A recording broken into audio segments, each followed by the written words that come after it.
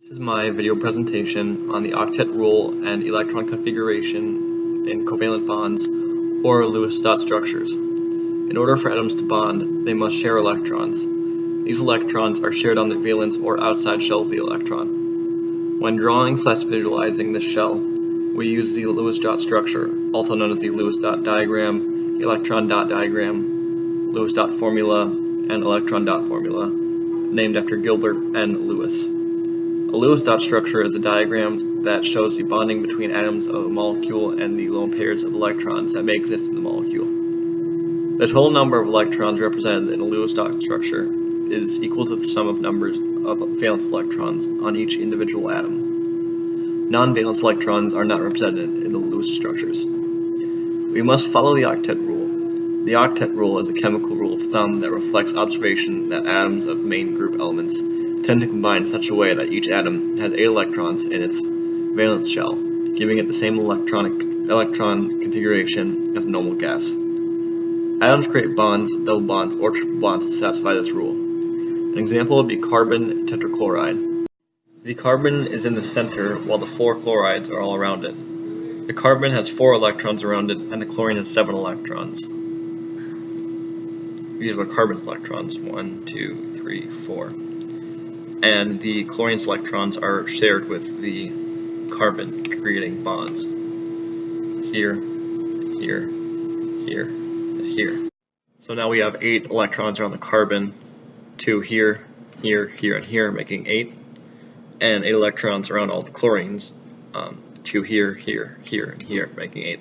The same for the rest of these chlorines. This satisfies the octet rule.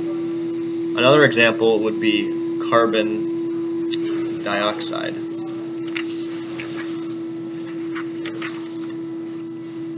Here the carbon has 4 electrons here, here, here, and here, and the oxygen has 6 electrons.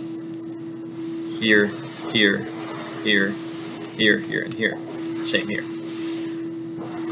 In this one, we have to create a double bond to satisfy the octet rule.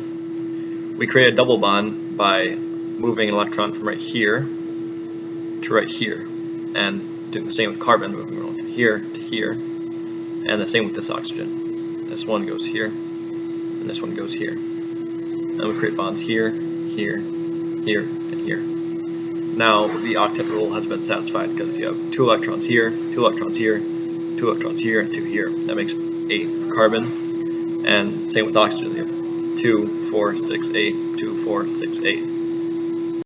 We have to be careful though, because there are certain cases where the octet rule does not apply. The octet rule does not apply when hydrogen bonds with oxygen, nitrogen, or fluorine. In these cases, hydrogen does not require 8 electrons. A quick and easy example would be H2O. Oxygen is in the center, while hydrogen are on these sides. All you have to do is just create a bond between the hydrogen and the oxygen electrons around the molecule. That's it. It still satisfies the octet rule for the oxygen because there are 2, 4, 6, 8 electrons, but the hydrogen does not need 8 electrons around it. This has been my video presentation on the octet rule and Lewis dot structures.